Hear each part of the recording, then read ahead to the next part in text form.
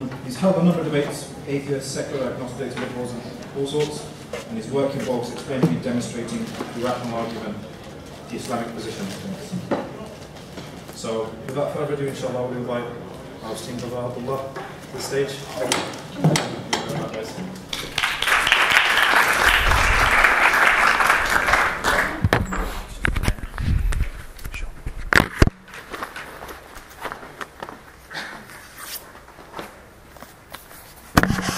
Bismillahirrahmanirrahim. Alhamdulillahi Rabbil Alameen. As-salatu was-salam Nabi Kareem Muhammad wa alihi tayyibin wa sahbihi salihin. I greet you all with the Islamic greetings of peace. Assalamu alaikum wa rahmatullahi wa barakatuh. May the peace and blessings of God be upon you all. I'd like to thank the Leicester Islamic Society for inviting me, Leicester University for also extending the invitation, and the Student Union. Kind of to get right into it, the topic today is, do humans need God? And I found a very fascinating title because it assumes, or rather not assumes, but it includes this term need. And before we discuss whether we need God, whether any human beings need God, whether mankind needs God, we first have to ask, what is need and what do humans need? And need is generally defined in most dictionaries as something that is required because it's necessary or essential or is simply very important. And of course, need depends on what your goals and aims are. If humans need meaning to their lives, then that can only come from intention and purpose. What I mean by that is, you see these texts on the screen here, so send anonymous questions to this number. It's because you know what the signifiers are, and these signifiers have an intended meaning, which is what gives the meaning in the first place, and you learned the intended meaning of each of these individual signifiers, which we call words. And of course, when they are all compiled together in that arrangement, they produce some intended meaning that conveys information. So basically, if human life has no intention behind it, if the universe has no intention behind it, it has no purpose, no direction, no reason for it to have existed, other than it just exists, then there is no meaning to human lives. Meaning can only come if the universe, and thereby humans, have an intention behind their existence. And that only comes if the universe was intended to come into existence, was created intentionally. And that can only happen through what we call, to use the concept or the word God. If we don't believe in a God, then you don't believe in any intention behind the universe, because God creating the universe would thereby impart intention. Of course, humans need an intellectual justification for morality. If that's what you believe, then where do we acquire this? Because this can only come from a criteria. If you say that humans must have a morality, and morality basically means good or bad. I often ask the question, what do you mean by good? And what do you mean by bad? How do you define good and how do you define bad? It's like asking, how do you define blue and how do you define green or red or orange? If you don't see these things, if you don't sense these things, then you couldn't define them. But with morality, there's a bigger question. So how do you define good or bad?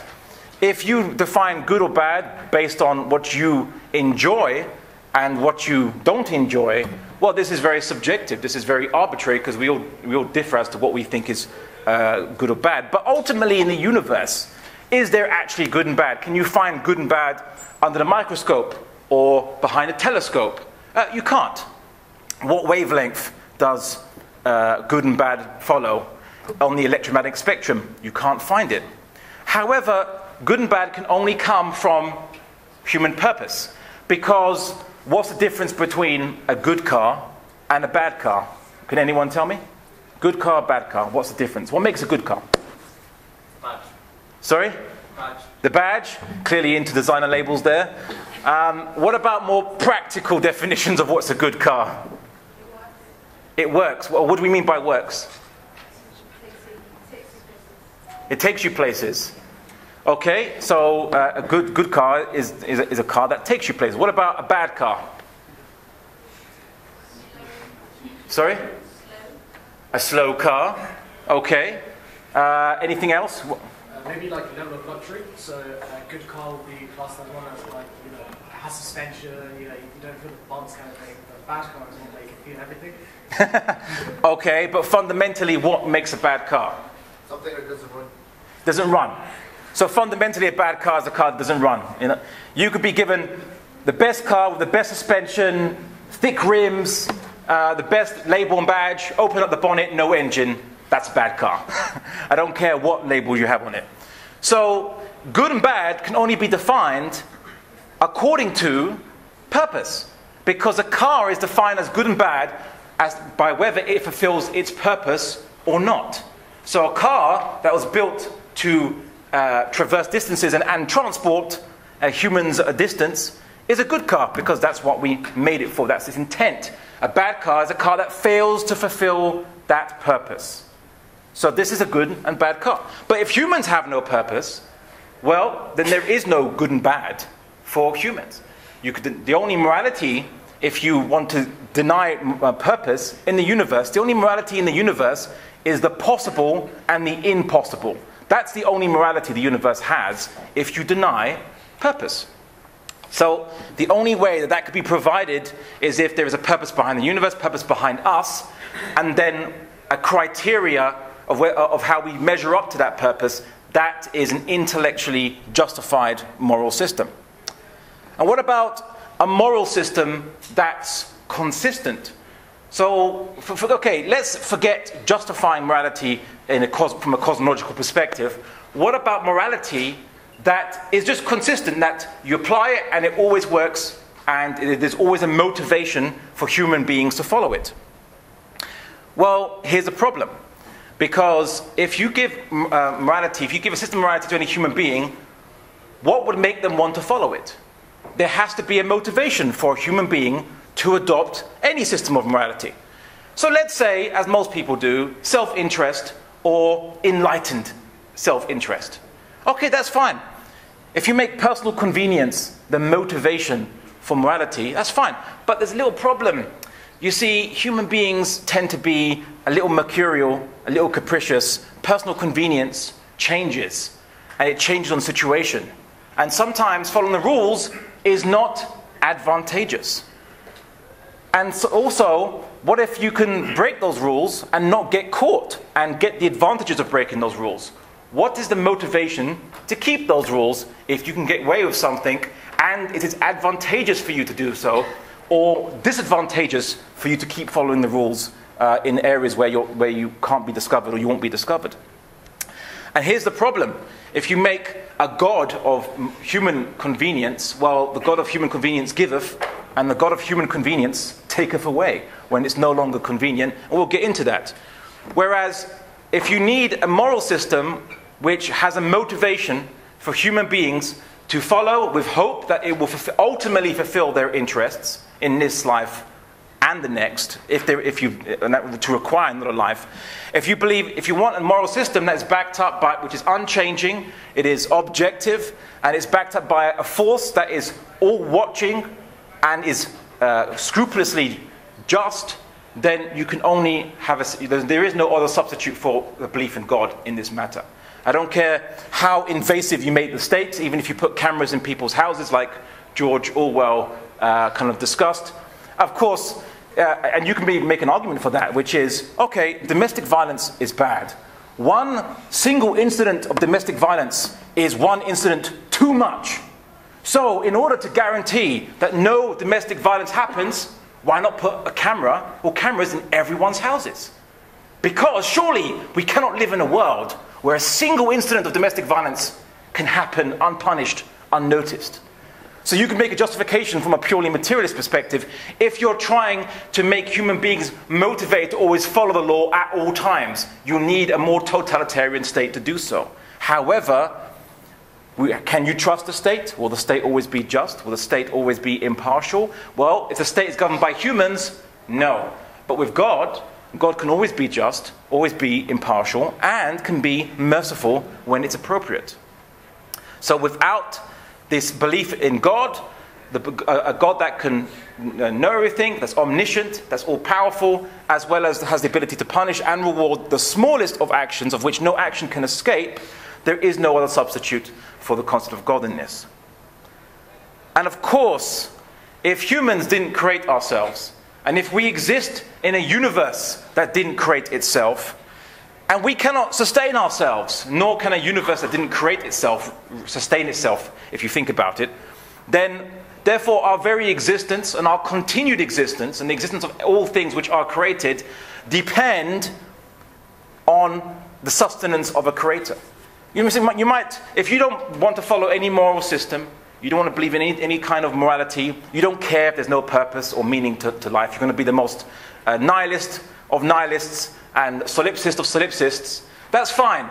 But even then, you still can't deny that God is required to explain the existence of the universe as well as to explain our continued existence. Now, I've made a bit of a bold claim there, which many individuals who might not believe that are just rankling to challenge. And certainly in the Q&A, I will give preference to those individuals. I was told there will be some individuals here who want to challenge that. I will give you preference because we can have an enjoyable back and forth. So today's discussion is really going to be based on four basic points: purpose of life, meaning to action, intellectual justification from our moral system, motivational consistency of any moral system. So can you provide any moral system which can generate a consistent motivation in human beings, or has it reason to generate consistent motivation in human beings? And fourth, we need God because we exist. Our existence, our very existence, requires the existence of God.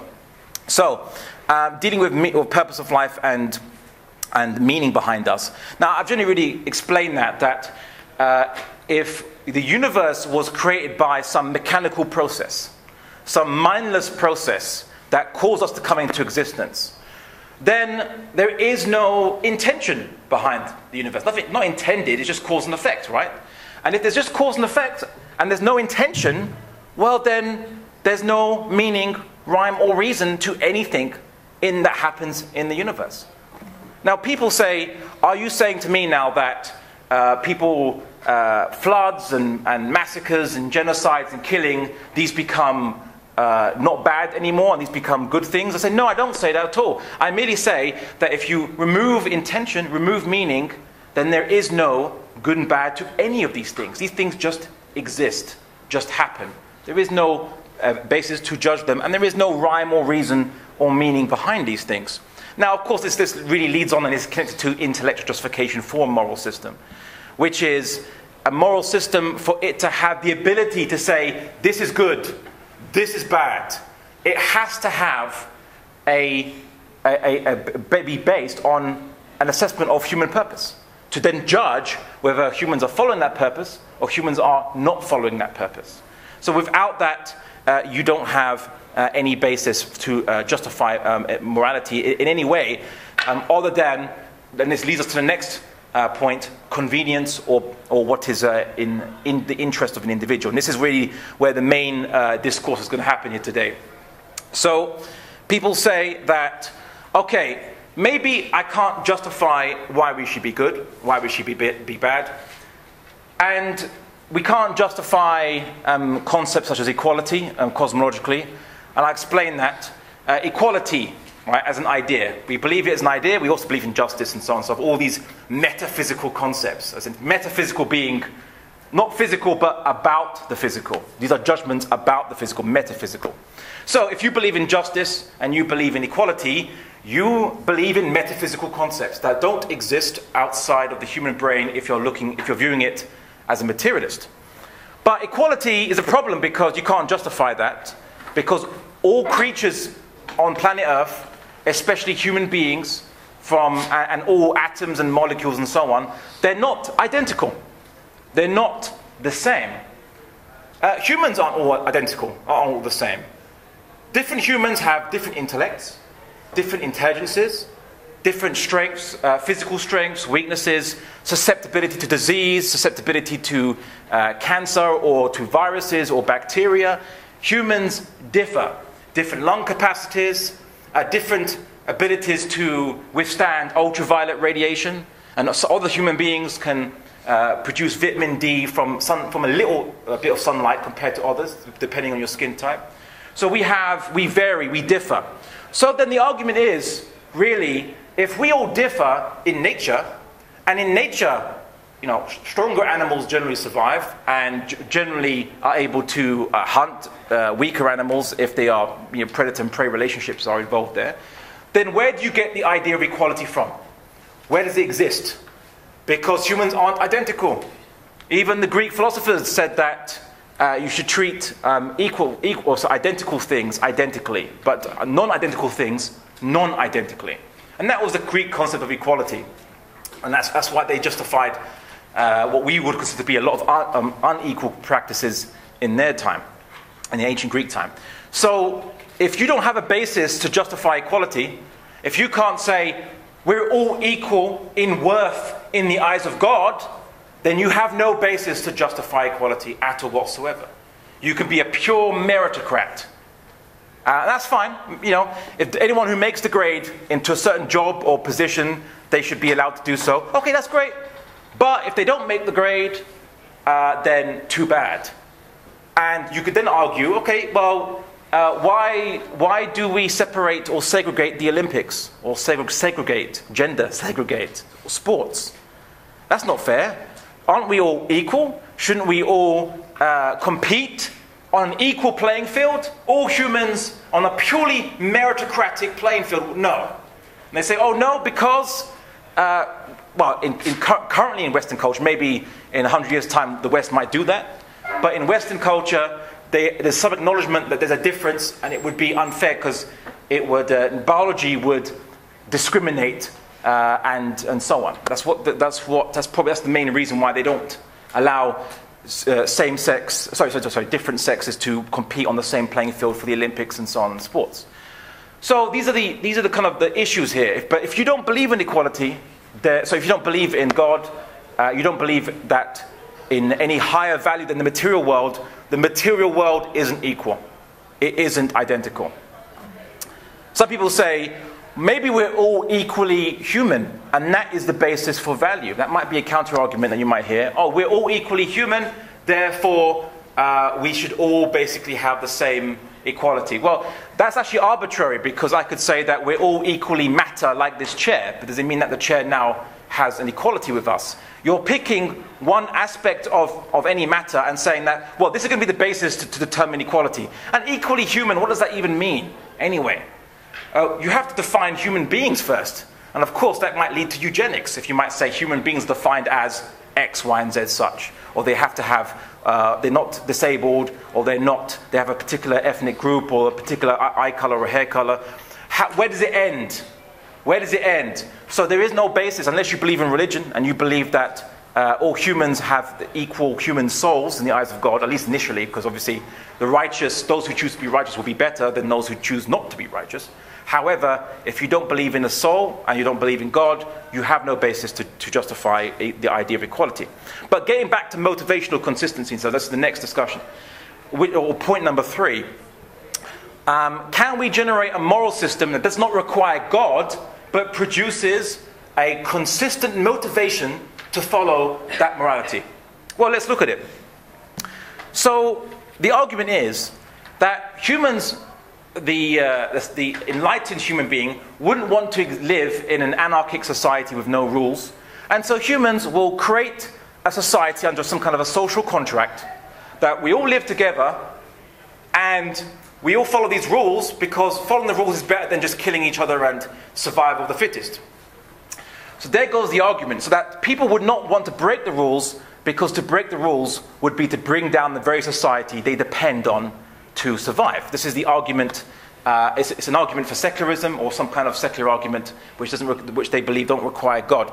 However, this argument is based on 3 big assumptions about human beings. The first assumption is that people will all have equal capability in that system and equal starting positions in that system. But we know that that doesn't work in human reality. Humans are born into wealth, Heck, a recent president of the United States, of who we should not name, was born into wealth, didn't earn that wealth like maybe Richard Branson did, but still had that privilege. And if you are rich, you are more likely to be the president of the United States of America than if you are poor. China is a bit different. If you are from a poor background, you're more likely to, statistically speaking, to be a leader of the Politburo, or in a Politburo, compared to if you're not poor. But this is the issue, that humans don't start off in equal positions.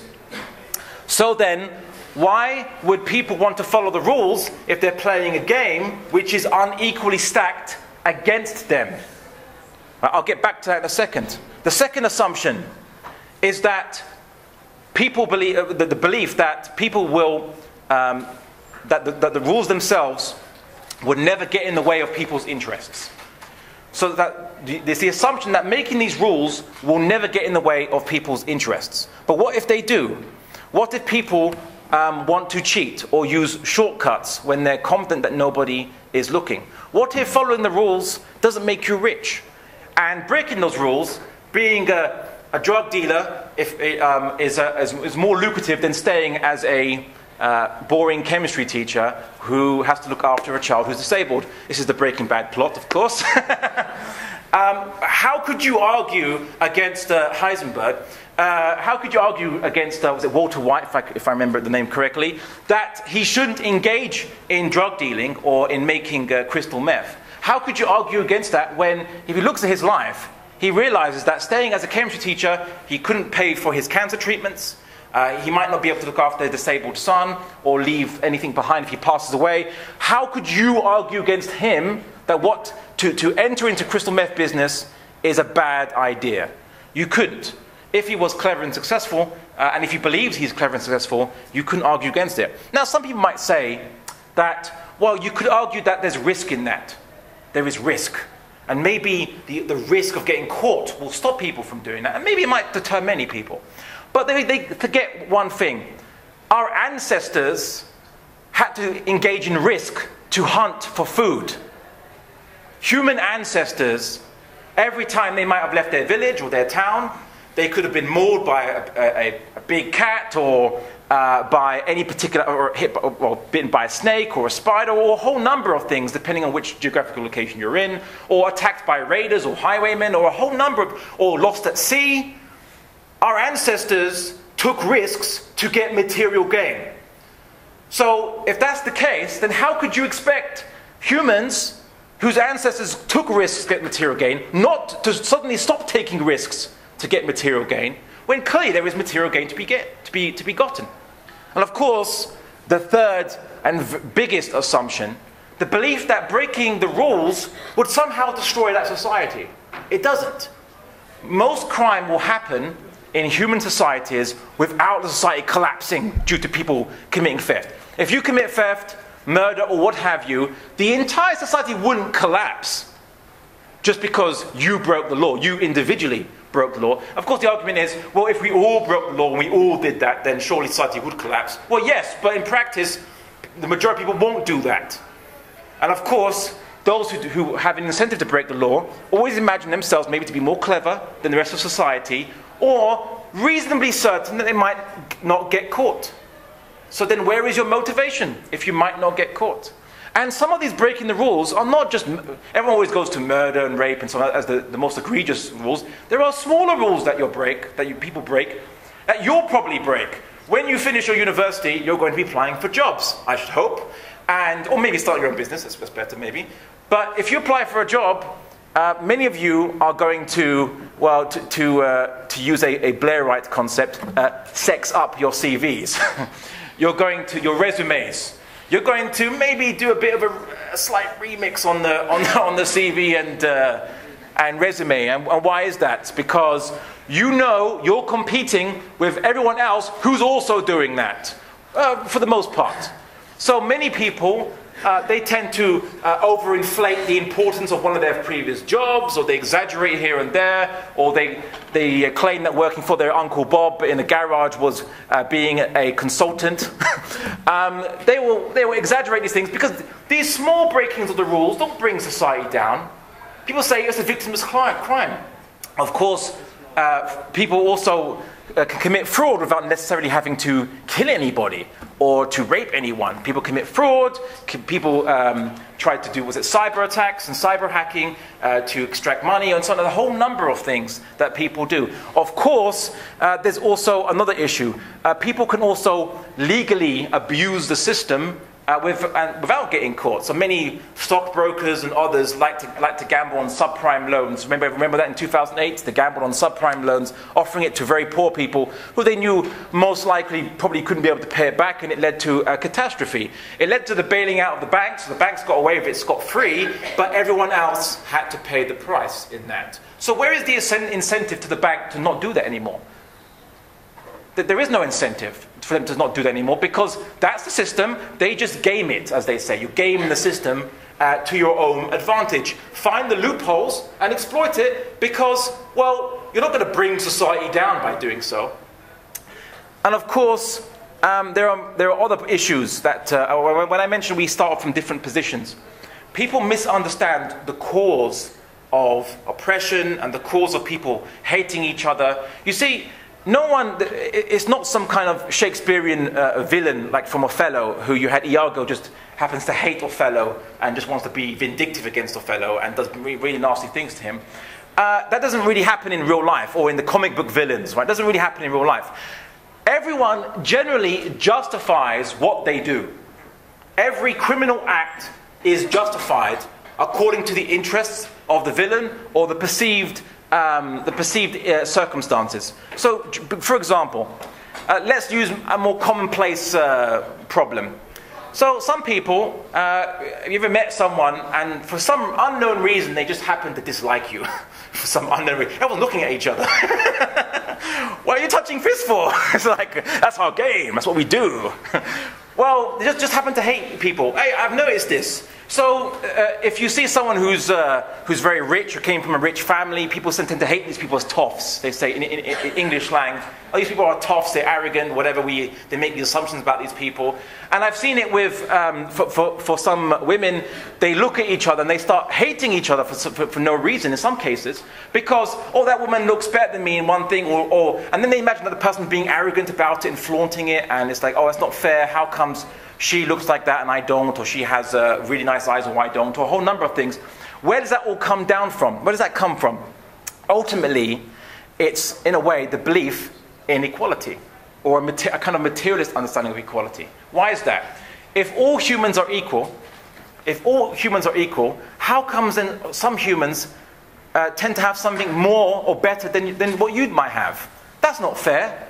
It's not fair that that lady is more attractive than the other girls, or this person has more wealth than the other guys, and it came from his family, he didn't even earn it. That's not fair. Or maybe someone did one quick venture and was very lucky and got lots of money, whereas other people do hard graft the rest of their life and never make that kind of money. That's not fair. People always argue it's not fair, and when they argue it's not fair, they justify being nasty to those people. Because in their mind, they're trying to equalize the vicissitudes of nature, the unfairness of nature. They're trying to equalize it by hating people, hating someone that has something that they don't.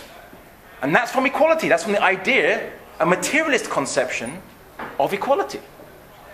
How could you justify it? I once went to California to speak at an event there, and while I was there, there was a mass shooting. No, it wasn't caused by me. And it was by this guy called Elliot Rodger. And I was quite shocked because obviously, apparently in America, actually, mass shootings are quite common. Not all of them are reported. But Elliot Rodger, he did a YouTube video to explain his motivations before he did his mass shooting. So he was upset that women wouldn't go with him, that he couldn't have a girlfriend, and yet those quote-unquote jocks that he says treat women badly and act like bad, the bad kind of guy, the bad boy, as they say, seem to attract the majority of women. Seem to have little harems for themselves, attracting the majority of women, whereas he, who called himself the perfect gentleman, doesn't attract women, couldn't attract women. So he said, and in his YouTube video, he says, I'm the perfect gentleman, and women don't realize this, that's why I'm going to kill him. So, clearly making his point, apparently. And he went around shooting some college girls and a few guys, and before he was stopped and killed by a police person. But for him, he had a belief of self-entitlement. Self-entitlement because in a society whereby guys are getting girls, I'm a guy, I should be able to get girls, but he couldn't, and he got angry and frustrated. And of course, a few other psychological issues what we don't know now, because obviously he's dead. But he then he then basically decided that if he couldn't, it would be more fulfilling for himself to be wrathful rather than kind. That was his issue. Now, thankfully, most people don't think like that. That's an extreme example, of course. But it just goes to show the motivations that are there in a purely materialist mindset. And of course, self-interest, when it does not have any consequence, motivates people to commit such crimes. Firstly, if you're part of the elite of any society, what's to stop you from discriminating against a minority? QED in France, it's now the Muslim community, of course, in America, the Muslim community as well. Those who are in power can, with impunity, discriminate against Muslims, stop them from getting on planes. In France, women who are the sisters here are wearing hijab. You couldn't do that at a French school. You could not wear your hijab in a French school. You can't pray in public. And, of course, you can't wear the niqab if you so chose to do so. And the majority of France was behind these policies. So how could you argue against this? Because they felt threatened, or it was against their culture, and they felt their culture was under threat from what they viewed was political manifestations of Islam. So because of that, they decided it was in their best interest to deny the minority their rights. And this has occurred throughout history. How could you argue against them? I would like to see anyone argue against a French secularist, who themselves is a secularist, and tell them that that's not fair according to whatever conception of human rights. And you'll probably get the response, whose conception of human rights? According to who? According to humans? Well, we're humans. We're the citizens of France. You're not. We decided that the rights would be like this. You couldn't argue against. Because they're the majority. You could say, well, you could say to them, how would you like it if someone did that to you? And say, well, we wouldn't like it, but we're in power, so no one's going to do it to us. So we can do it. When people ask, how would you like it if someone did that to you, that assumes that person is weak enough to be worried about that threat. They might not be. Might be very strong. Might be very powerful. They don't care. Because no one's going to touch them. No one's going to say to Donald Trump, sorry, I named him now. No one's going to say to Donald Trump, you shouldn't ban Muslims because how would you like it if people banned you from the United States of America, which is probably very appealing to many Americans. But he would say, well, that's not going to happen. I know that will never happen. George Bush was under his tenure, America got away with torture of terror suspects, and George Bush hasn't been put in jail or put on trial even. Or neither of his friend Donald Rumsfeld been put on trial. They got away with it scot-free. So what motivation could you tell them to say torture is wrong? Well, they'll say, well, actually, if it works, it's not. It's not wrong. And this argument was produced by Sam Harris. Sam Harris who's a famous atheist, a notorious atheist perhaps, neuroscientist as well. He made an argument. He made an argument for torture against those who were against it. He said, look, if you are happy to drone strike, suspect terrorists around the world, then you should be equally happy to torture them if it makes America safer.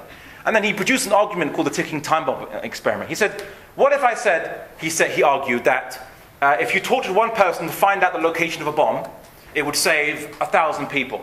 You might say, no, that doesn't justify it.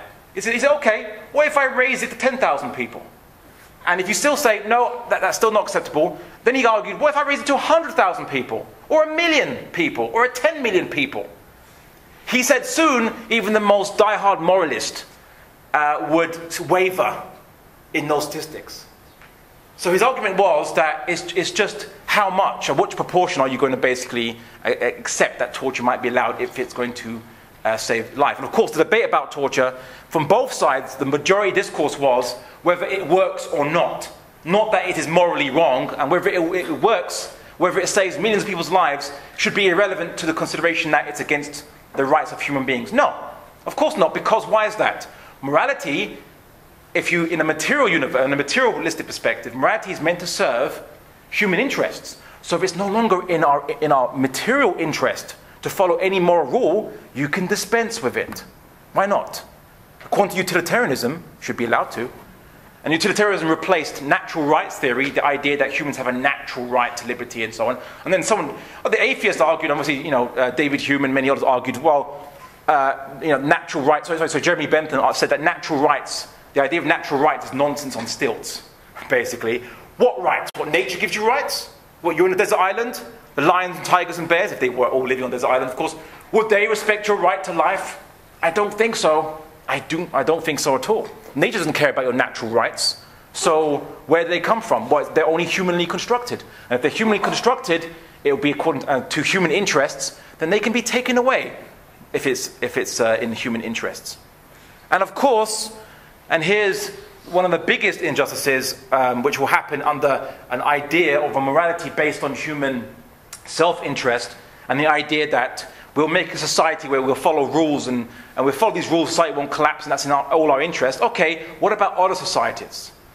Right? Surely a government or a country can, without any consequence, exploit, invade, attack, bomb as many other countries as they want, as long as they can guarantee that there's no consequence to them, or at least acceptable, no unacceptable consequences to them. So let's look at the ancestors of the British Isles went to North America, went to Australia, displaced the natives, North America, Canada and USA, displaced the natives, took their land. What happened to them? Were they punished? Were they put on trial? Were they put in jail? Did the natives get their land back? Was there justice in this life for them? No. The natives still suffer persecution, oppression. They're put on these reservations which don't really have much economic benefit to them at all. Their land was consistently taken from them, and it was always justified. Well, it was firstly, you couldn't argue to a colonialist, don't do that. And they say, why? I have technological superiority over the natives. We have support of a developed industrial country. Why not? We'll get their resources, benefit us. Why not? Say, oh, you wouldn't like it if it happened to you. Well, no one can do it to us. So why not? You couldn't argue against them if it was from a material perspective. The British government didn't collapse because they did colonialism. In fact, it got stronger, got more powerful, more resources from doing colonialism, from exploiting. And Belgium made lots of money through the massacre of Africans in Central Africa, exploiting them, and in the most brutal of ways. Some people say 18 million Africans died under the Belgian project to get rubber and so on and so forth, which was lucrative, and get the natives. Basically, the transatlantic slave trade took Africans from West Africa and put them in new colonies. However, when the Europeans realized that they were technologically superior to the Africans and they could just basically waltz in there, they did that, and they turned Africa into a slave colony in many of these countries, many of these areas. And in North Africa, like Algeria, the French actually tried to physically colonialize and push out the natives out of their lands. Actually tried to physically bring French people over to colonize Algeria. It didn't work, of course, because there was a resistance and a whole number of factors. But they did so. Of course, the British, in their colonial endeavors, invented the idea of the concentration camp.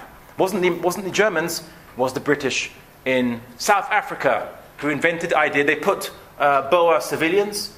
Boers are descendants of the Dutch colonialists, but of course Britain took South Africa from the Dutch, and they didn't like that, so there was wars against British occupation, and the British realized they couldn't fight a guerrilla warfare against the Boers, because the Boers were very adept at that, so they just imprisoned their families, and thousands of men, women, mostly women and children, died in concentration camps. All for the greater glory of the British Empire, of course. How could you make a material argument against it? The British Empire didn't collapse because of that. They got stronger because of that. And that is the problem. Criminologists, does anyone here study criminology? Any criminology students? No? Okay, well, any psychology students maybe? Maybe psychology students? Must be one, two. No? Oh, you sir. Okay, excellent.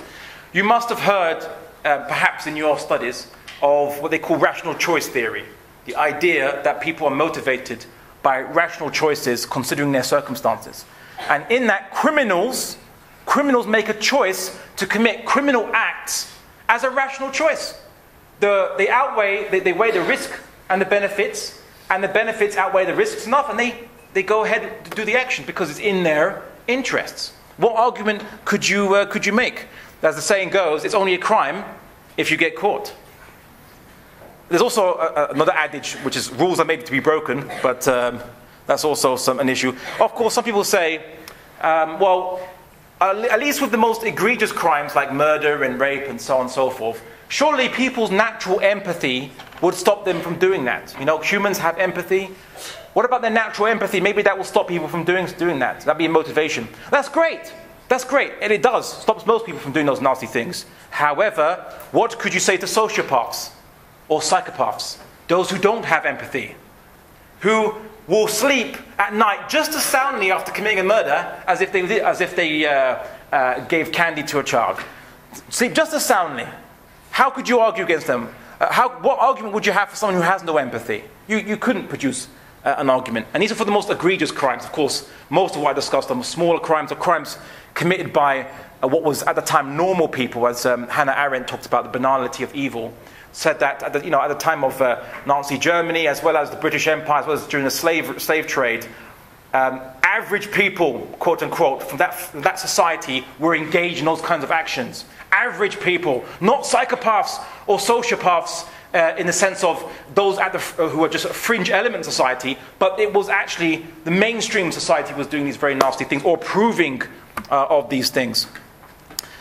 Now, I usually cite some examples from statistics about morality, its effects on human motivation, and so on. But I'll say that for the Q&A for those who want to bring it up. However, I want to talk about how does belief in a God, how does that belief, more specifically in Islam, deal with a lot of these issues?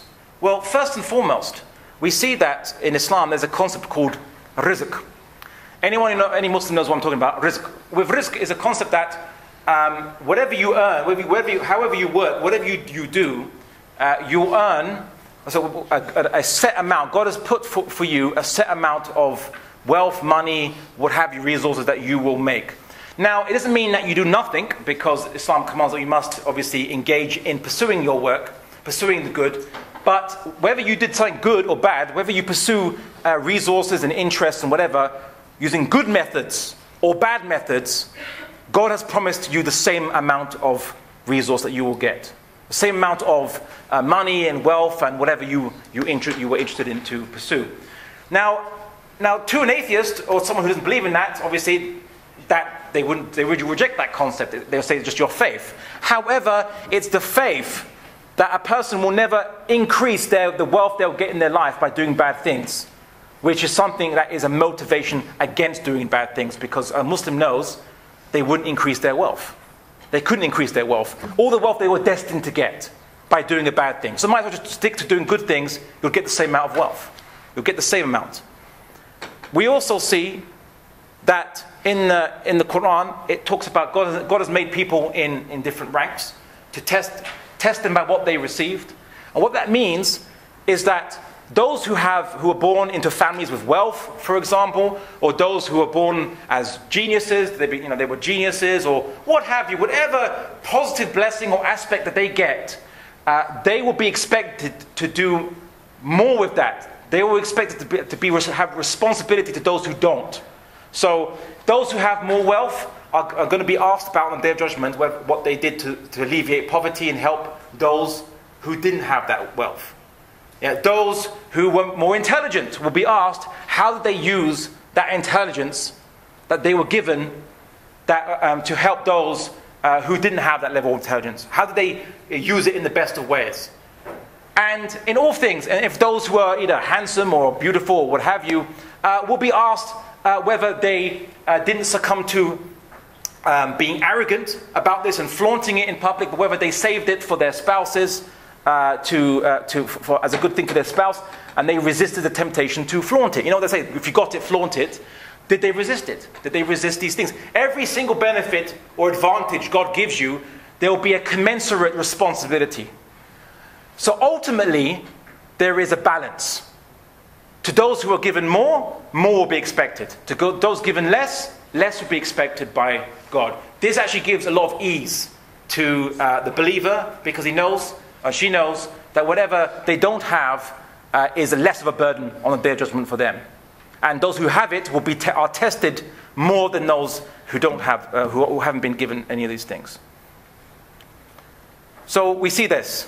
We also see that God in the Quran promises that those who follow the good morals will have success in this life. God will give them success in this life. It's not only an Islamic belief, but obviously I'm here talking about from Islamic perspective. For example, in the time of the Prophet Muhammad sallallahu alaihi wasallam, the pagan tribe of the Quraysh, the Arab tribe of the Quraysh, they used to have disdain for anyone whose firstborn child was a girl. They had disdain for that.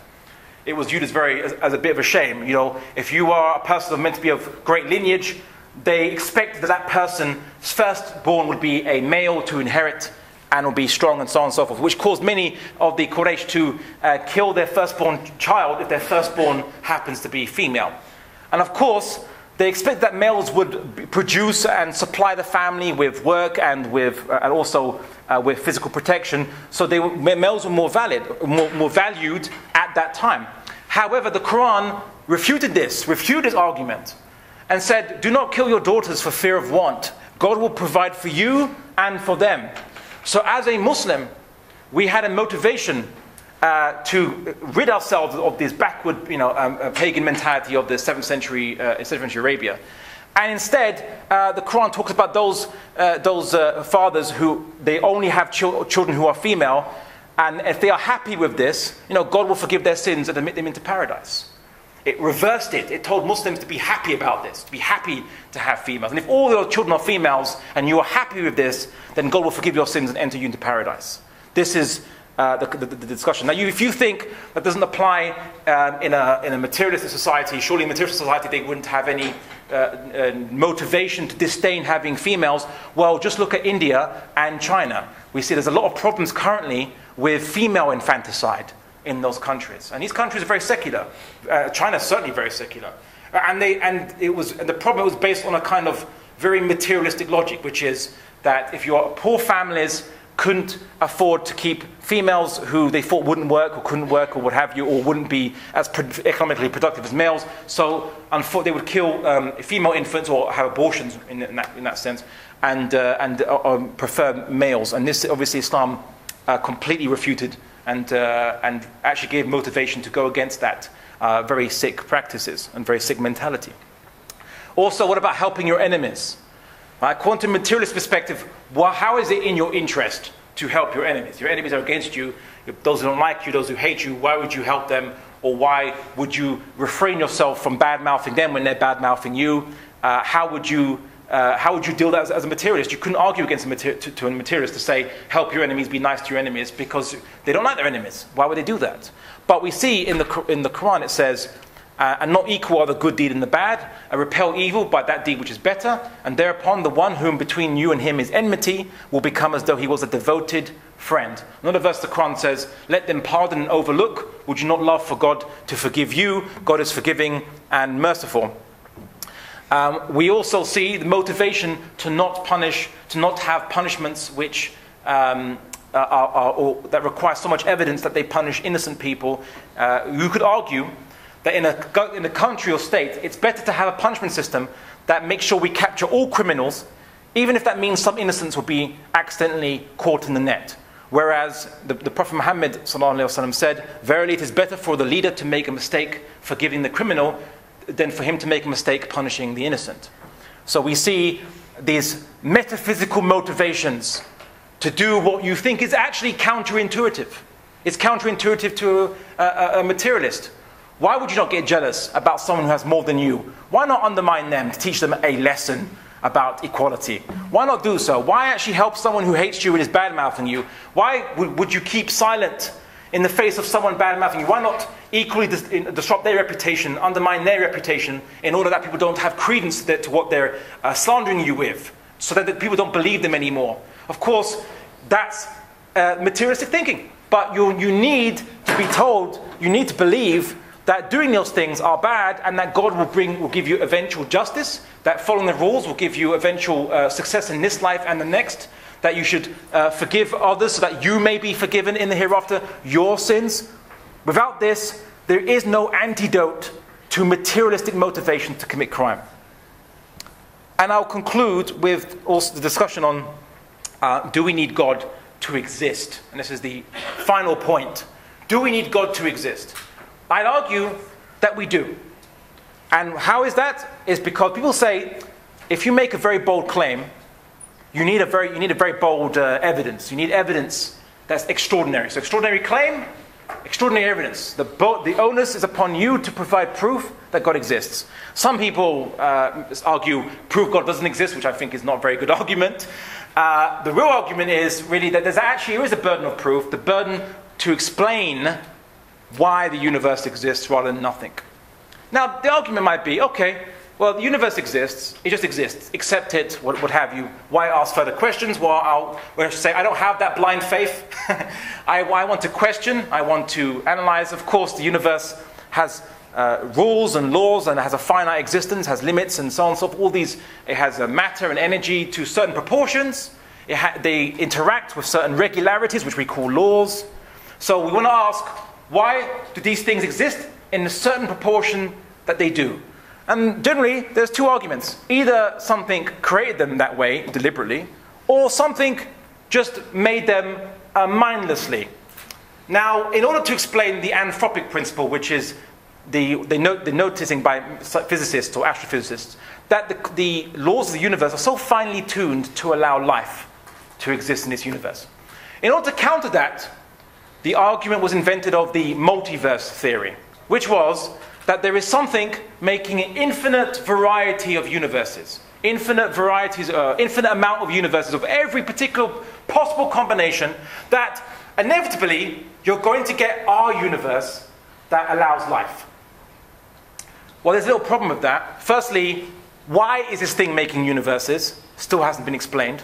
Why is the multiverse making universes? Why? What's making it do so? And of course, this brings a further problem, a further actually issue. You see, the multiverse, you still haven't explained why the multiverse makes our specific universe.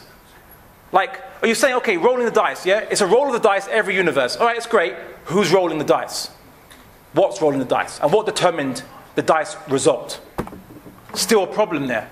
Eventually, you have to get to a point, you have to get to a start point where something decided it would be in a particular amount or a particular rules and constants and laws. It has to be this particular amount and not something else. Now, some people argue, quite perhaps facetiously, that they say, I don't believe in God, like I don't believe in goblins, fairies, and unicorns. Very common argument I've heard. Very arrogantly, I don't believe in God, like I don't believe in goblins, fairies, and unicorns. Oh, really? Okay, so what created the universe? Well, to have life? Well, you know, there's infinite amount of universes, infinite possibilities, and so on and so forth. And so our universe was obviously inevitable to come into existence. Oh, that's great. Okay, fine. So you say there's infinite universes, infinite amount, every variety and possibility. And they say, yes, there is infinite amount, infinite possibility. I think the brother knows where I'm going with this. Or you just, I thought he was nodding. He's like, yes, I know you're going with this. Okay. So then if there's an infinite amount of universes, with infinite variety and possibility, there has to be one universe where a horse has a horn. Another universe where humans are very small and they have wings. Another universe where some kind of reptilian green thing with pointy ears and what have you exists. Basically, if you believe in multiverse theory, you believe that goblins, unicorns, and fairies exist somewhere. They actually exist. And that Lord of the Rings and Game of Thrones happen somewhere. Because infinite possibilities, right? Every possibility. Everything. You have to believe that. So the problem is, once you get rid of God, you start believing in fairies, goblins, and unicorns. So I would say the only argument that can be brought, and this is not also an argument that I raised, but many astrophysicists who came up with the idea of the multiverse, like Paul Steinhardt, he made his point So he basically explains that he constructed the idea of a multiverse concept to explain fine-tuning, to explain the problem of fine-tuning. And here's what he said. It's called inflation theory, because the whole point of inflation was to get rid of fine-tuning to explain features of the original Big Bang model that must be fine-tuned to match observations. The fact that we had to introduce one fine-tuning to remove another was worrisome. This problem has never been resolved. But my concerns really grew when I discovered that due to quantum fluctuation effects, inflation is generically eternal, and as others soon emphasized, this would lead to a multiverse. So his argument was that he tried to get rid of or explain away fine-tuning of this universe by introducing the idea of an inflationary model, an idea of multiverse, but he came right back to explaining why does this universe, why was it still made the same way it was, even amongst the infinite variety of other universes? Why did the multiverse create our universe in its particular way? Who rolled the dice, and what determined the dice roll? It was still a problem. Even if you argued dice rolls determine everything, who rolled the dice couldn't be got rid of. So I conclude that if you want to ask why do humans need God, if you believe that humans don't need a purpose of life, they don't need meaning, they don't need intellectual justification to their morality, and they don't need a motivational consistency to their morality, so who cares about morality, who cares about purpose and meaning, you still can't escape the necessity that we need God to create the very universe of which our bodies are formed from the very building blocks of. Thank you for listening.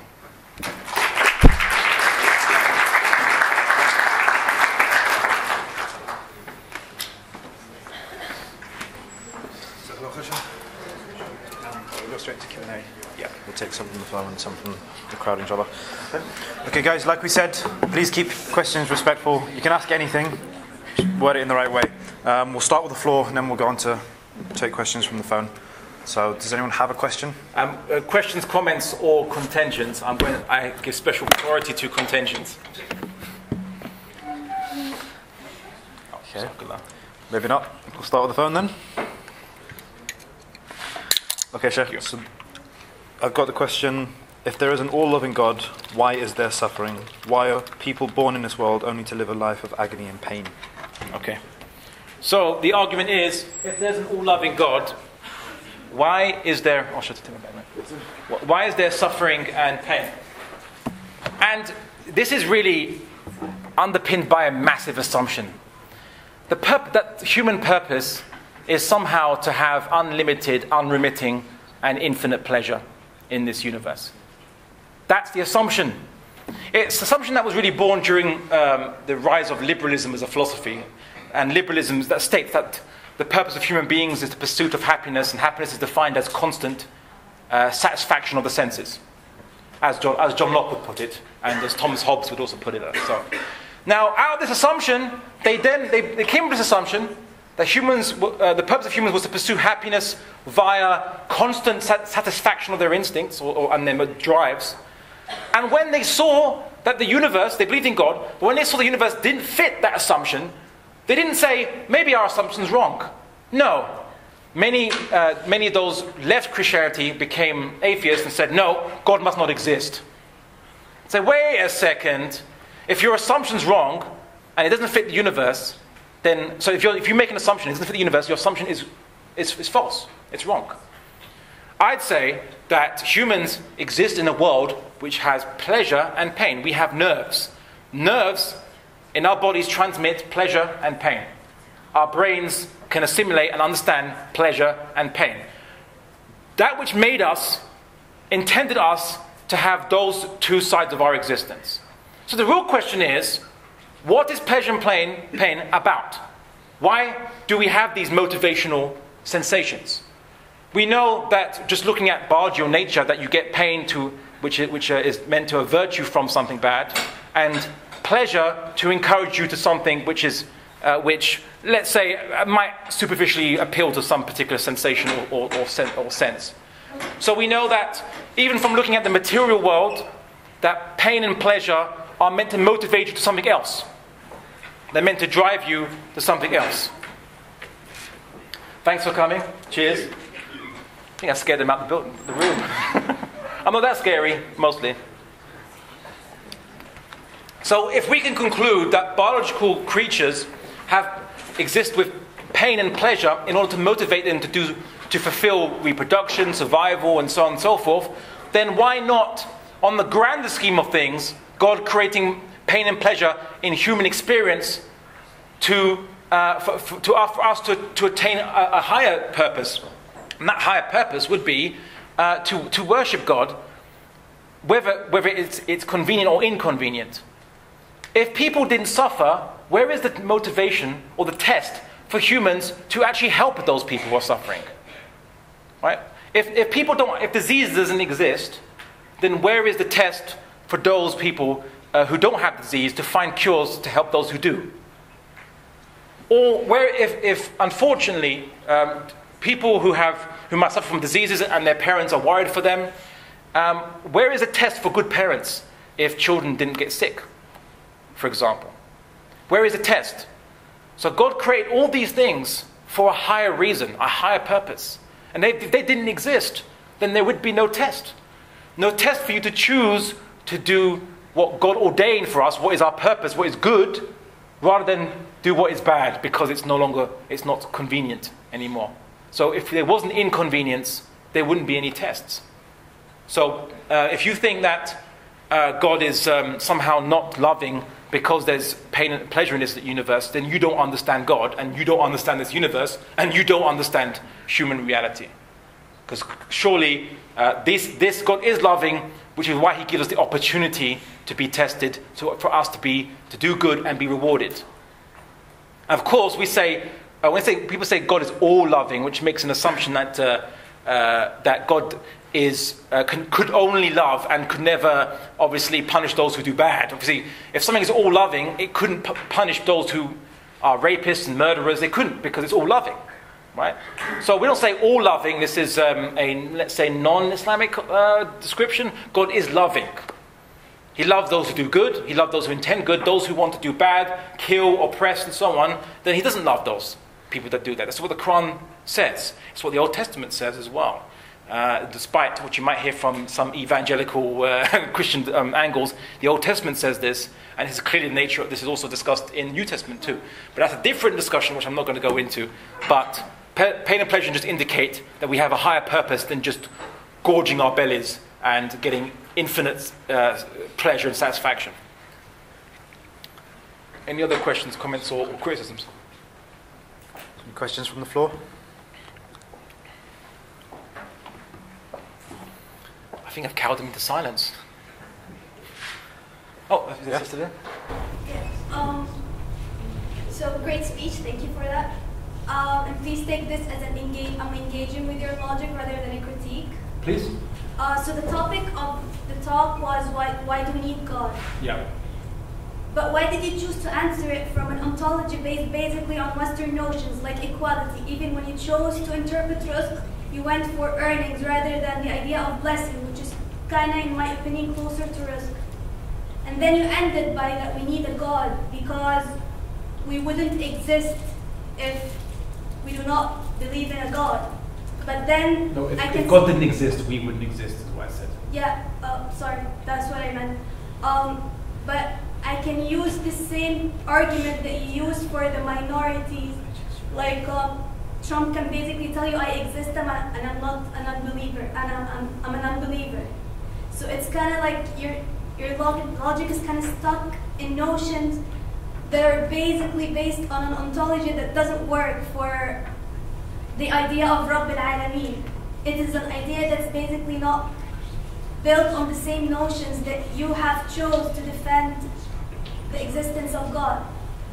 What I'm trying to say is, why didn't you start from what does it mean to have a God and then end up by the purposes of Islam or of morality as something that kind of have a higher purpose rather than like being in the finite world. Okay, so if I'm getting your idea, you're saying that if someone who doesn't believe in God and doesn't believe in Islam or religion, let's say, that person wouldn't have a motivation to be good. Like you said, Donald Trump is cited as an example. Well, that's precisely my argument. My argument is that if you're not a believer, then the question on your motivation are going to be mixed. So you can't produce a consistent morality, a consistent and a justification if your basis is materialistic. If you're going to come from a materialistic perspective. As to the idea of God, and explaining it from the argument that we need God because we wouldn't exist if God doesn't exist. The reason why is because this topic, which is not the first time this topic has been come up with in any university, is usually an argument I've seen it between Christians and atheists. And the argument is, does believing in God produce any pragmatic benefit? Do my profit margins go up if I believe in God? That's the argument that is always assumed. And I don't want to discuss it because I thought that's actually very, very conceited for humans to ask, do we need God, and measure that on if God gives us material benefit in this life, actual material. But it's very conceited. If God didn't exist, we wouldn't exist. Fundamentally, that's why we need God. That's how we should answer that question. Do we need God? Well, if God didn't exist, you wouldn't exist. It's kind of like there was a discussion by, I think, Imam Ghazali, so a classical scholar, and he discussed a person who said a person who is no longer underneath the law, underneath any obligation to follow God. That basically they should, to do so, they should basically be not on this earth, not in the universe. They should not be made, not have anything that is made by God, and they should be able to also themselves not be made by God. And if they could fulfill all those criteria, they're under no obligation to follow God and obey God. Of course, that's impossible. And that was his argument. So we need God because God created us. But my argument about morality, and when I asked you about rizq, was because, and I discussed it on the issue of wealth, is because we're discussing it to those who have materialistic basis. You can't tell materialists to say, you should believe in rizq because you get blessings. Because they don't care about blessings. Blessings is immaterial to them. It literally is immaterial to the materialist. But they understand wealth.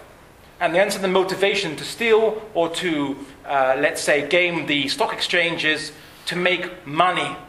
And they do so because they believe that if they don't do some of these bad things, they're going to lose. They're not going to get the wealth that they were meant to get. They don't even believe they're meant to get any wealth. They get as much wealth as they think they can get by using these tactics. So in order to persuade these people, that to give them a motivation not to do so, you have to show them that in the big scheme of things, your wealth was always fixed. So pursue it in the good way, not the bad way. And that's why I gave that argument from that angle. Because I'm not here to persuade the believer.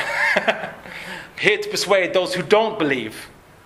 Understand? So that's why I'm gearing it to them. But thanks for your question, your question. Sister on top there. So a bit linked to this response here.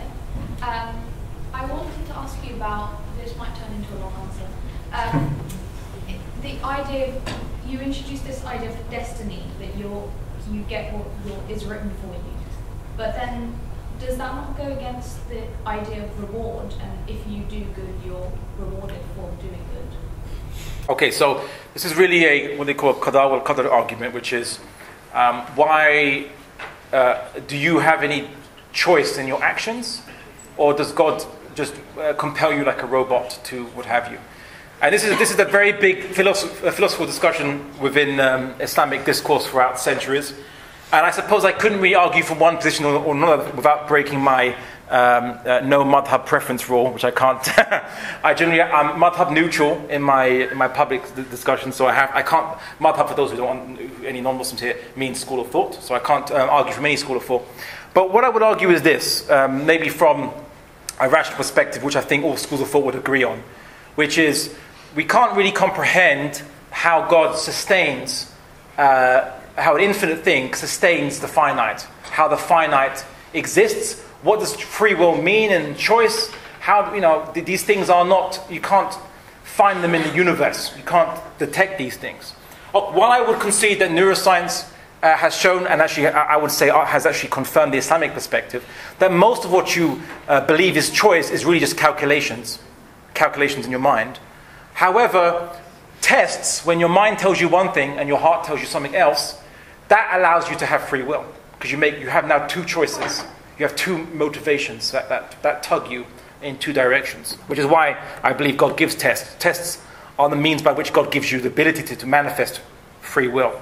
However, the question is, what's the point if God has willed the future and so on? Well, here's the issue. Firstly, we don't know the future. Right? We don't know what's going to happen tomorrow, what's going to happen in 5 minutes, what's going to happen next week.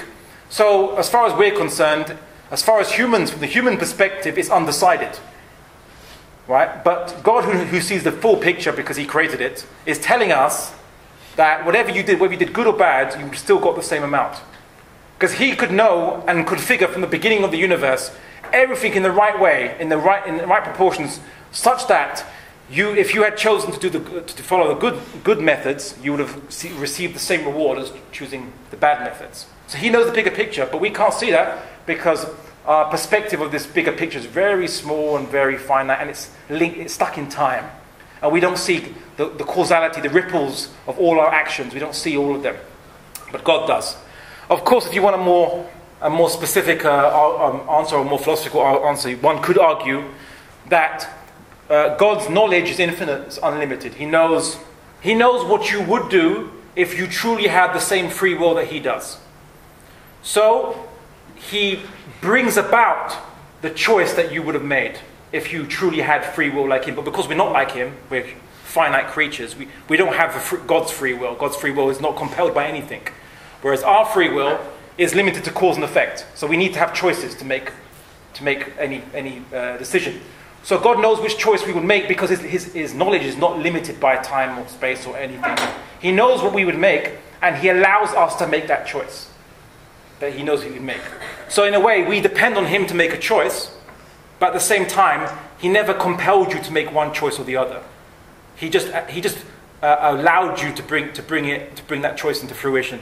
It's very hard to bring an analogy from the finite world to bring that, but it's more like if you're playing, let's say, a computer game. You might be playing a computer game, but you depend on the electricity and the processor for a lot of what happens in the game. But the processor in the computer doesn't compel you to make any particular choice, right? But it facilitates your choice. So God facilitates your choice, and that's why we depend on Him. And He in a way, in one way, allows us. Without Him, we couldn't make a choice. We couldn't have any free will. Obviously, our very existence wouldn't exist if He didn't constantly sustain us. But see, He gives us permission to make the choice, and He brings that choice into existence. But it was not compelled by ourselves. So I think I've answered in a way that doesn't step on any madhab's toes, as much as possible, a school of thought's toes. But I hope that answers your question. Or do you have any comebacks on that? Or do you have any points? No, it's just that you said that having morality gives. So the fact that it's already written how much wealth you're going to get is a motivation for Muslims not to do bad. But then it's flip side. Why would anyone not do good if they're going to get the same thing? Well, the situation is if you choose to do bad to get the same amount of wealth, you'll get punished as a Muslim. You know that you'll get punished in this life or the next, and the next, for doing bad. Whereas if you do good to get the same amount of wealth that you know you're going to get, then you'll get rewarded in this life and or the next. So that's the motivation. See, God doesn't allow any loopholes in human experience. There's no loopholes. You might think, okay, look, I've heard this logic from unfortunately even some individuals who claim to be following religion. They say, look, I play the lottery. I know it's bad to play the lottery, but if I win, I could give that money to my family, help do so much good. So God understands. God will understand. Right? That's a very common argument, in fact, I've heard, unfortunately. But it doesn't. Because rizq, if that person understood the rizq, they'd know that they'd still get the amount that they'd get if they played. And I've known that person for a very long time, and they haven't won. They haven't won anything. Right? You could have argued that they could have actually made money by not playing and saving that £1 or £10 or whatever they spend. They save that up, and they would have had some money.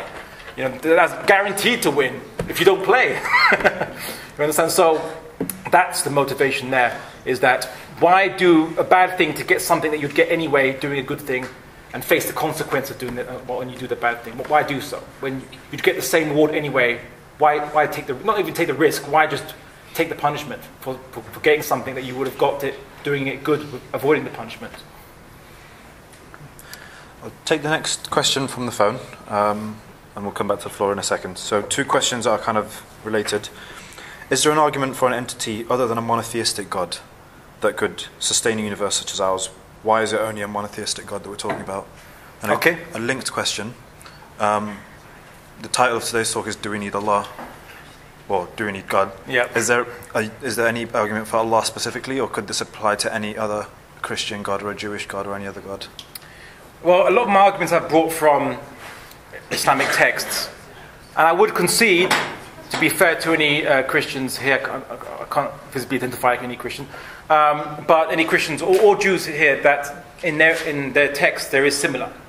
There is similar texts that say the same things in Christian in the Bible and in the Quran, so in the Old Testament, although the Tanakh as it's called, although maybe not in the same formulas and so on and so forth, but generally the same message. But of course it would be the same message because it comes from the same author. More by and large, anyway, at least the message generally comes from the same author. The Quran or Islam is not going to be radically different from Christianity and Islam, and Judaism. Of course, we'd expect it to be a lot of it the same. However, there is a difference with the Trinitarian concept of God. Of course, the Jewish concept of God. I mean, Jews worship the same God that Muslims worship. It's not a different God. I don't need to prove to a Christian or a Jew that we worship our God is better than their God or exists and their God don't exist, because we worship the same God. We disagree with some of the Trinitarian conceptions of God and so on, but that's a different discussion. But that links on to the question you asked before that, which is, how do we know there isn't more than one God? How do we know that there's only one God? I think that's a better question to ask. So first and foremost, as Muslims, we believe that any people throughout history who've worshipped one God that does not look like a human being or an animal or a creature and so on, worships the same God that we worship.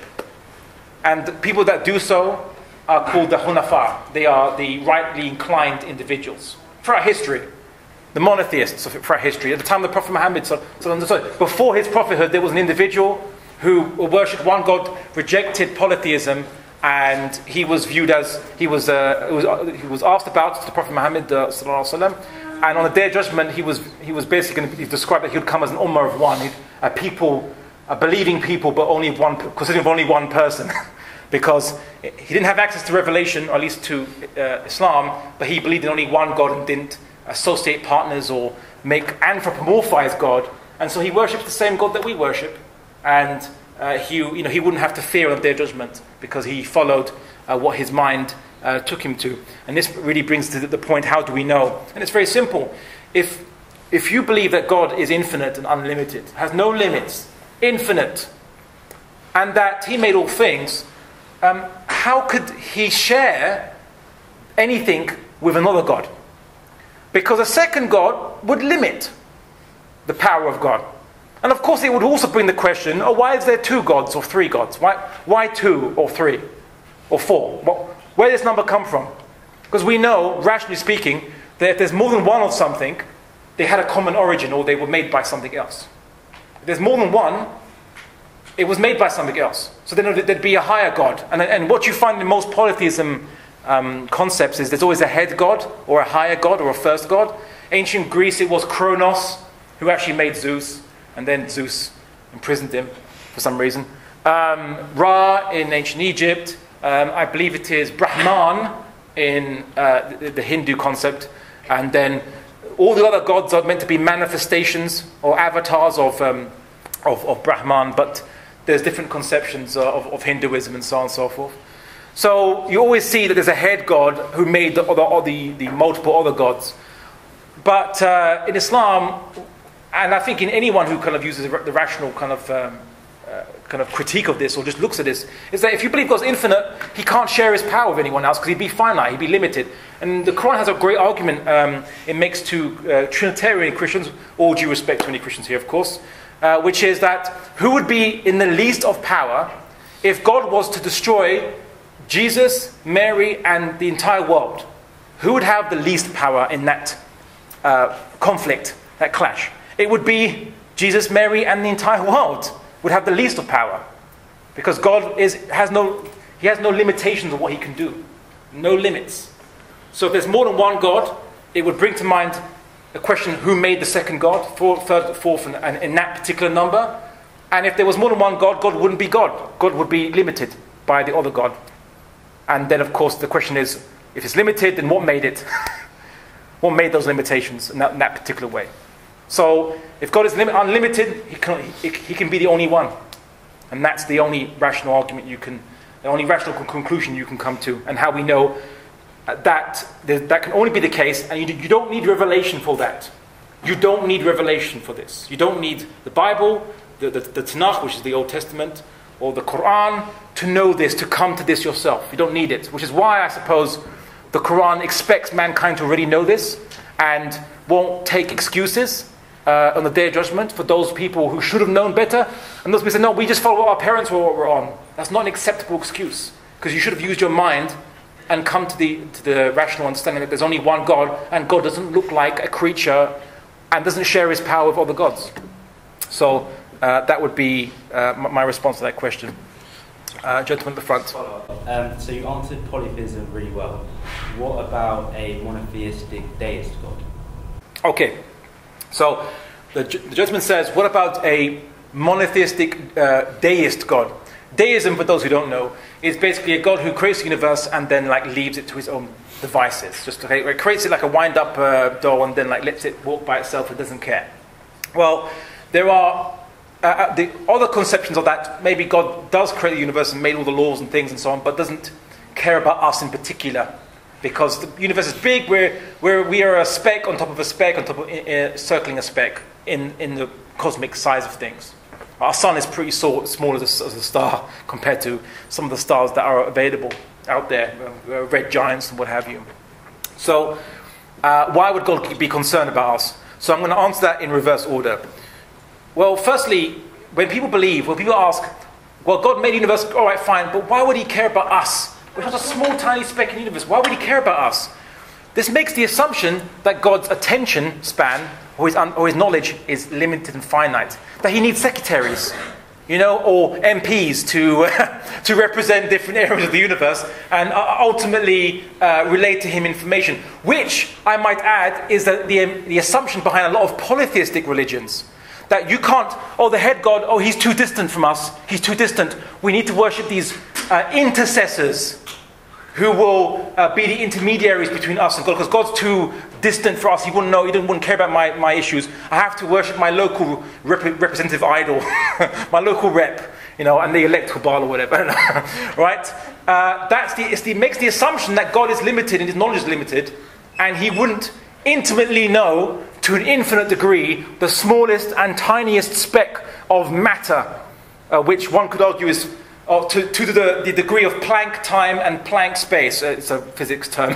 It's hypothesized the smallest unit of space. The smallest is Planck space, and the smallest unit of time is Planck's time. So we assume that God wouldn't know the smallest thing to the infinite degree, and that's what the Quran says. The Quran says that in many verses and in narrations of the Prophet Muhammad, that God is aware of the smallest, some people translate it as the smallest atom and smaller. You see, so God is aware of this. Of course he would be, because if he's infinite, how could his attention span be limited? Or his knowledge be limited? So that's that point. The first point, which is, how do we know that God just made the universe and is now leaving it alone? Well, for the very fact that once God has made the universe, depended on God to make it, to make the universe, and we depend on God. The substance in our very bodies depended on God ultimately to create it. But if we couldn't bring ourselves into existence, how can we sustain ourselves in existence? You think that just once you're made, you're now separate?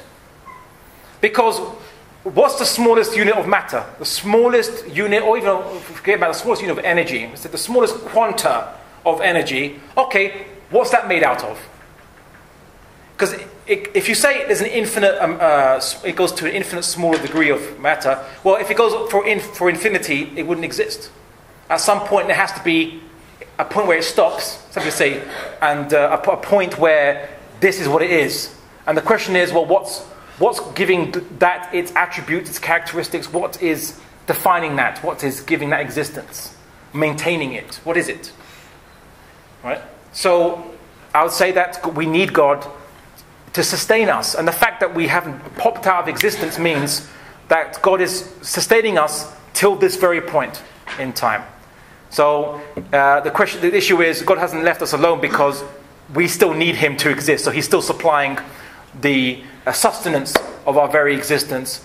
And added to the fact that His knowledge is also infinite, He's intimately involved in our affairs and created a whole universe that would intend for us to come into existence and so on. That doesn't show a deist God. That shows a God that has intent and is involved in us and obviously intends for us to do something. Do you want to come back to that again? All good. Okay. Any other questions from the floor? Some questions on the phone. So you made the argument for monotheism, but then following up, so we have multiple religions that are they claim to be monotheist: Judaism, Islam, Sikhism. So at the end of the day, why Islam? Okay, so the question is why Islam compared to Sikhism, Judaism, so on and so forth. This is, in some ways, it's a big question because I generally go through sometimes a process of elimination, going through different religions, saying why not this, why not that. And how I came to Islam was through a process of elimination of every other alternative. I became Muslim like I think many other people become Muslim, which is nothing else makes sense except Islam. What I would say is that if you could view Islam as a theory, as people view scientific theories, not only does Islam explain everything of human existence, the universe, everything, without any internal contradictions or contradictions with the universe, but also you realize it could have only been Islam and nothing else. It could have only been the explanation that provided by Islam. It couldn't have been any other way. And if God intended, if that's the only possible explanation, then and there are people who arise with that very specific explanation, then I will take those people on their word because I know that God intended those people to arise with that very specific explanation, which we call prophets. So God intended the Prophet Muhammad ﷺ to produce the explanation, relate it to us. He intended Isa alayhi or Jesus to relate that to us, and Moses to relate the same explanation to us. So if people are producing the same, are coming up with the same explanation, the exact same explanation, and it's the only possible explanation that could be to everything that exists, then I will take them at their word. I will take them, because it could have only been like this. So, when every time I see a picture on TV of people, of children suffering to death, being starved, and, with bulbous stomachs and heads because their bodies have shrunk. When I see that, I know hell exists. And not hell exists for the child. No. Hell exists for everybody else that let that child get to that. Hell exists for everybody else. Hell will exist for them, as in they will have to account for that. Someone's going to account for that. Because I know that everything was intended to exist in this world. And if there are people who are suffering and they've even had the chance of life because of our ineptitude and our neglect as collectively as humanity, then I know for certain hell exists. Because hell exists for the rest of us, letting that child die. And so Islam was the only natural explanation for all these things that I could see. And I've only explained a little bit of the rationality behind these points, the consistency, but every other aspect of Islam is just as consistent and just as consistent with the universe and reality as well as within itself. And no other explanation provides that. Just so you know, so we've got the room till 9 o'clock, so we will end by 9. But I'll keep asking questions as long as you're happy to I'm fine. Yep. So, as arts of God, we cannot say we do not need God, because without an artist, there would not be the art. But does God need us? Why did He create us? Okay, so the question is a good question. So thank you for coming. So it's a good question, which is why did God make us? Does God need us? It's a very common question some people ask. And quite simply, no, He didn't. But that assumes that God makes things because He needs it. He doesn't make things because he needs it. We assume it because as human beings we make things because we need it. It helps us, benefits us, or we want it in the very minimum. Whereas God makes things because he wills it.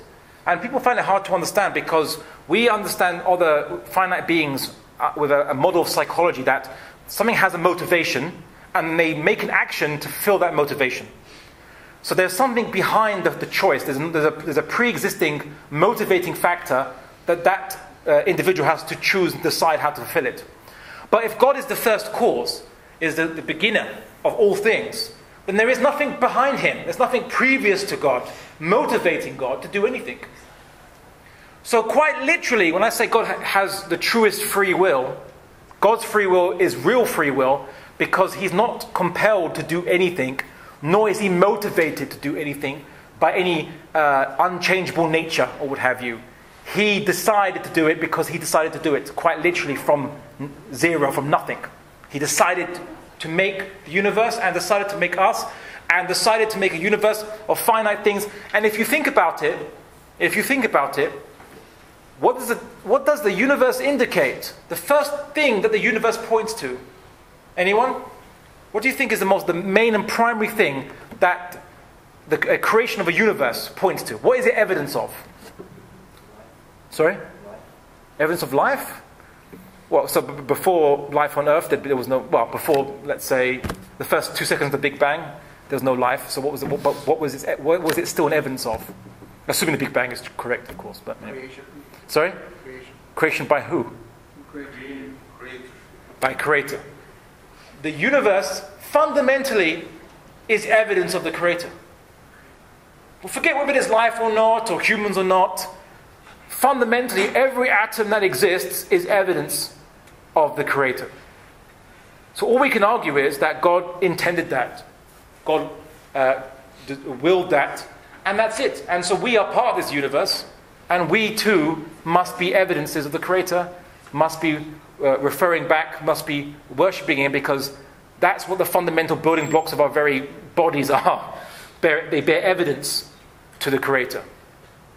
So God doesn't need us at all. The Quran talks about it so many times. God doesn't need you in the slightest. It wouldn't hurt Him if you all turned away from Him. It wouldn't hurt Him in the slightest. It would hurt yourselves, not Him. It doesn't need your worship. Sometimes some Hollywood films like to portray that these gods only exist because humans believe in them. If humans didn't stop believing in them, they'd stop existing. Right? Some of these like Greek mythology films and so on and so forth. It doesn't work like that. If God stops believing in us, we don't exist, so to speak. Speaking metaphorically there, God doesn't, if He doesn't sustain us, we don't exist. Not the other way around. So He made us as evidence of Himself, that's it. You can't rhyme or reason something pre-existent to God Himself, who is the first cause of everything, because He's not a creature. And so the problem is, we should not anthropomorphize God. I realized that all our misconceptions about God was because we sometimes accidentally anthropomorphize God, thought of Him as a human being, as a creature, what have you. Even those who are the most dedicated on the Tawheed accidentally or sometimes mistakenly, not realizing, obviously mistakes happen, we learn and what have you, but we mistakenly anthropomorphize God. We assume God is like us. Because it's the only way we can. Many humans believe, or many humans act in a way that the only way they can relate to something else that has a character, has a personality, is to think it's like a human being, right? But it's not. When you contemplate it, it's not like us at all whatsoever. Are there any more questions from the floor? Sister at the back. You touched on this idea of it can't be anything but Islam. But what do you think of a more... So I've heard this theory of sort of a more pluralism kind of idea within Islam. The fact that God says that He did create different people, different types of people, so we get to know one another. And I mean, there is evidence of pluralism, even within the Prophet's life himself. But what do you think of this idea that actually, for example, Judaism and the unaltered version of Christianity could actually be God's right version of how the real world should be? What if Islam isn't the only answer? Okay. Well, generally speaking, so the sister asked the question, which is, how do we know that Islam is right when there are other religions that exist? And two of them obviously are Christianity and Judaism, and there are more than that. There's other religions and other nations and so on and so forth. So how do we know that Islam is right, or how do we know that God didn't intend Islam to be one of many paths to God? They call it perennialism. Well, the thing is this: the truth is only one thing. It's not two truths or three truths. I don't care how postmodern you are. Truth is only going to be one thing. As God is one, the reality He created is only going to be one reality, one truth, and everything that's part of that doesn't contradict itself, and so on. So, with the Christianity and Judaism, the unaltered version of Christianity and the unaltered version of Judaism is saying the same message as Islam, minus a few prophets, of course. So obviously, Judaism doesn't recognize Jesus as the Messiah and doesn't recognize the Prophet Muhammad, although actually some Jewish rabbis do recognize the Prophet Muhammad was sent, but as a prophet for the Gentiles, not to the Jews. They view it as the fulfillment of the promise that Ishmael's children or progeny will be made into a great nation. So they view it as the prophecy being fulfilled, but only for the Gentiles. Christians obviously don't accept the Prophet Muhammad sallallahu alaihi wasallam, or at least most of them we don't accept the Prophet Muhammad sallallahu alaihi wasallam, because it contradicts the Trinitarian concept of Jesus and God, and that's the issue. But here's the problem: if the truth is the truth, it should come from all mankind, all nations, and so on and so forth. Initially, the tribes of Israel, the 12 tribes of Israel, their mission was to spread monotheism to the world and to be witnesses to mankind. As the Old Testament attests, they had mixed results in that matter. As for Christianity, it was obviously Jesus was actually meant to revive the peoples of Judea, the 12 tribes of Israel, meant to come to them, revive them, lead them. But by and large, he was rejected, and as the Messiah, and was not accepted. Added to that, Greeks or some Greek Gentiles, Romans, and so on and so forth took the ideas, and it kind of just changed over time and went somewhere else in a different direction.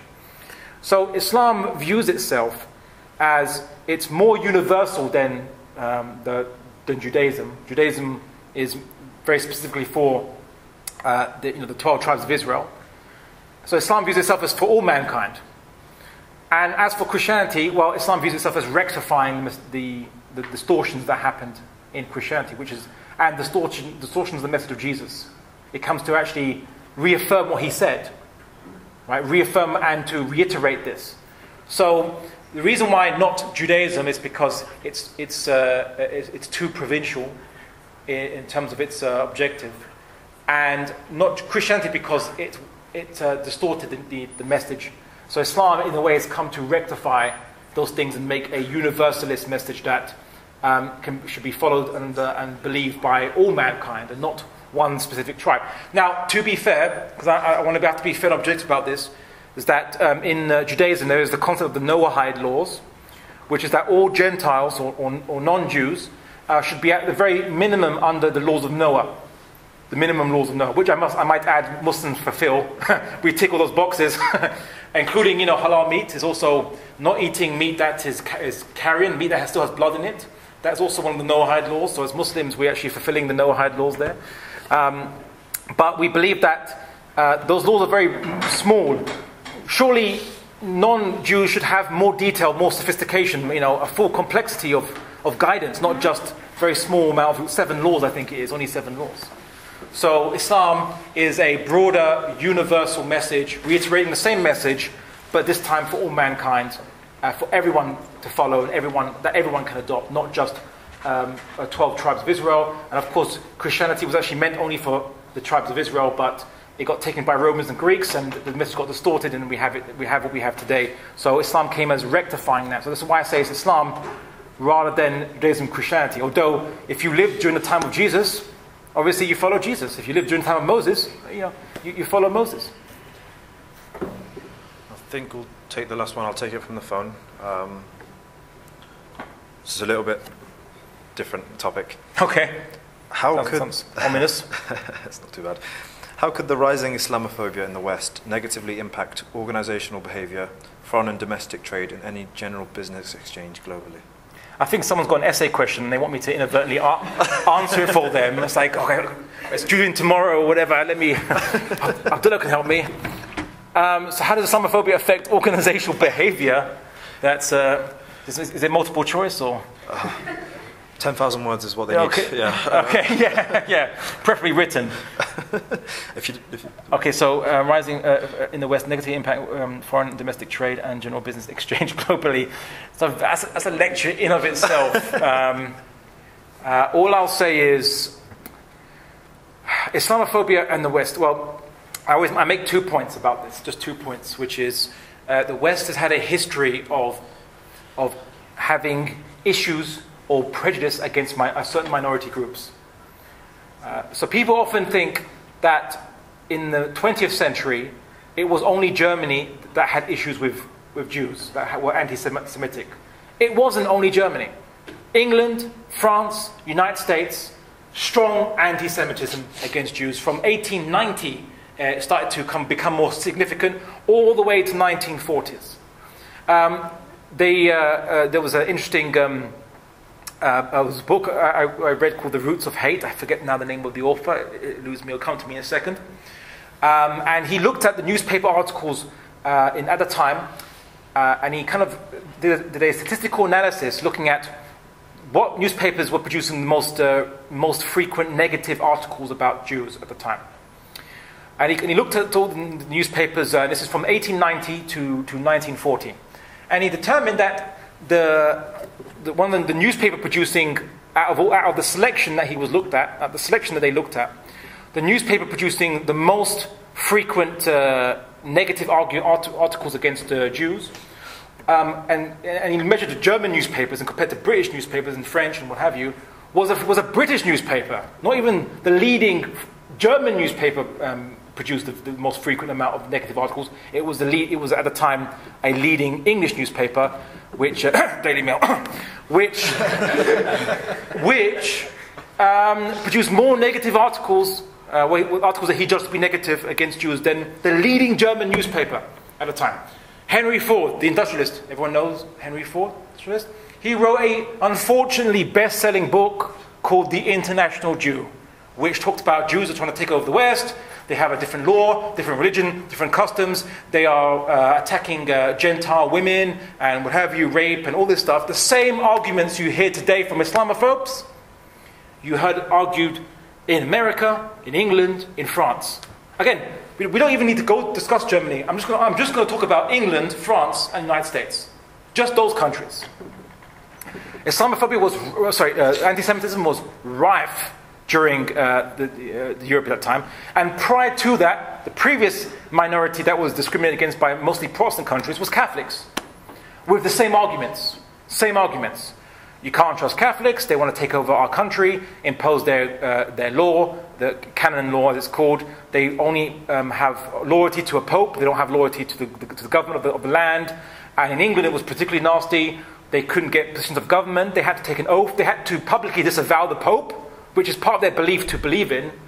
You're asked to disavow the pope. So when you look at Islamophobia, I want you to look at it through a historical lens. That this is not the first time it's happened. It's a repetition of something that happens again and again and again in Western post-Enlightenment Europe.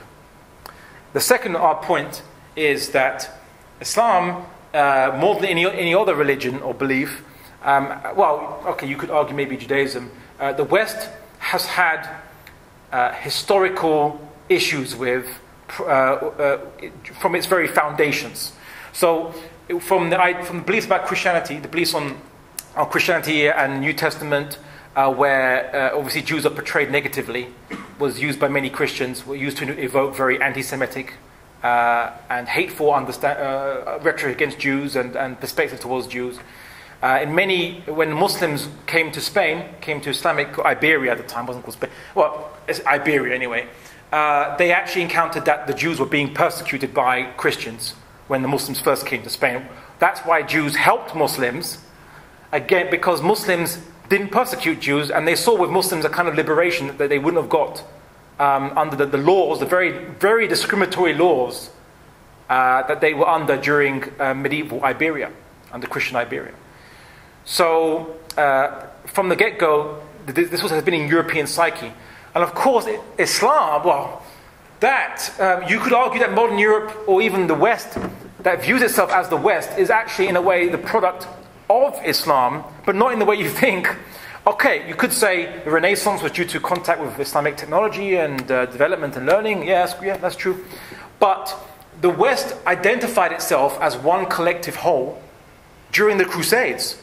The idea, you see the word Christendom arise, where all the countries viewed themselves, all the Latin Christian countries, viewed themselves as one group against others. Again, and they were separate from the Eastern Greek Christians, the Greek-based Christians, right? The Western and Eastern Roman Empire, that goes back to the history, but the Western Roman Empire was very Latin-speaking, the Eastern was more Greek-speaking, but the Christians of the West view themselves now separate. Christendom that didn't include the Eastern Orthodox Christians, didn't include them. They even launched Northern Crusades. They call them the Northern Crusades or the Baltic Crusades. They launched crusades against Orthodox Christians in areas like Latvia and Poland and what have you, all that basic region. Right? They launched crusades against them. So they viewed themselves as separate. And that was, in a way, the Crusades were the time when the Roman Catholic Church could initiate wars and then described its people as one Christendom. Its people. Whereas before they had been different kingdoms. And they were still different kingdoms. But the Pope tried to kind of like re-knit them into a new Roman Empire. Because the Catholics still look back to the good old days of the Roman Empire, because that's where the Catholic Church arose from, the Roman Empire. So you could see them getting these German barbarians who were never under the Roman Empire and like trying to dress them in Roman-looking garbs and put a Roman crown on their head, so to speak, to try to harken back to the good old days. And these German barbarians have just converted to Christianity and just converted to Catholicism, and the church wants to put them, make them what is called the Holy Roman Empire, Charlemagne, and so on and so forth. Anyway, of course, there's another other thing, which is we, in a way, accidentally created the Catholic Church. Muslims accidentally created the Catholic Church. Prior to us, the Bishop of Rome was one bishop in a council of bishops under the Eastern Roman Empire we call the Byzantines. They called themselves Romans. They didn't say we're the Eastern Roman Empire. They said we're Romans because the Western Roman Empire fell, so they were the only Romans around. There was the Bishop of Constantinople, the Bishop of Alexandria, the Bishop of Antioch, the Bishop of Rome, all in the council controlled by the Emperor. Okay, but when Muslims under the caliphates of Abu Bakr and Umar obviously hit the Byzantine or the Roman Empire became weaker. It had to withdraw from Italy. And the Bishop of Rome was finally free from control by the Romans and decided to start preaching to these German barbarians who had taken over Western Europe and go it alone, become independent. So in a way, we accidentally created the modern Catholic Church, and the Crusades was the one that defined Christendom, where all these different kingdoms viewed themselves as one collective civilization, which up then until in 19th century, because the Russians were developing due to their Renaissance. They coined the term the west of Russia and the east, and that's where the term West. And then the term Christendom became Christian Europe, and then it became West. So in a way, Western history is with Islam and Muslims have been tied into their DNA from the get-go. So they have a very personal history with us as well. So you could argue that anti-Semitism and Islamophobia have been tied into, unfortunately, Western European DNA since inception, unfortunately. So there's these two aspects of Islamophobia. How are we going to deal with this? I'm going to leave it at that to you. I'm only just going to tell you the facts. I'll leave it to you to try to work out some solutions. But anyway, Jazakallah for this thing. I think that's my point. That's it.